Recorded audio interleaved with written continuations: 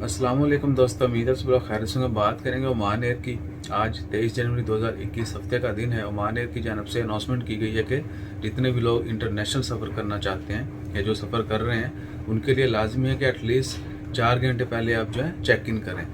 वो तमाम दोस्त अब जो पहले से चेक इन करते हैं यानी जो ऑनलाइन चेक इन कर लेते हैं उनके लिए भी लाजमी है कि एटलीस्ट 3 से 4 घंटे पहले जाएं, और जो लोग एयरपोर्ट पर जाके सारा कुछ करते हैं उनके लिए भी लाजमी है कि एटलीस्ट 4 घंटे जो पहले आप जो हैं अपने फ़्लाइट टाइम से 4 घंटे पहले जाएं, ताकि जितने भी मामला हैं जल्द से जल्द वहाँ पर तय हो जाएं और फ़्लाइट में तख़ीर ना हो। सो इंशाल्लाह खैर। और ये इसलिए है कि अब पहले जैसा सीन नहीं है। अब क्या है कि फ़्लाइट ऑपरेशन जो है नॉर्मल पोजीशन में वापस आ रहा है और पहले से ज़्यादा पैसेंजर होते हैं तो टाइम जो है ज़्यादा लग जाता है, फ़्लाइट में डिले का खदशा होता है और कुछ फ़्लाइट जो है डिले हुई हैं इसी वजह से।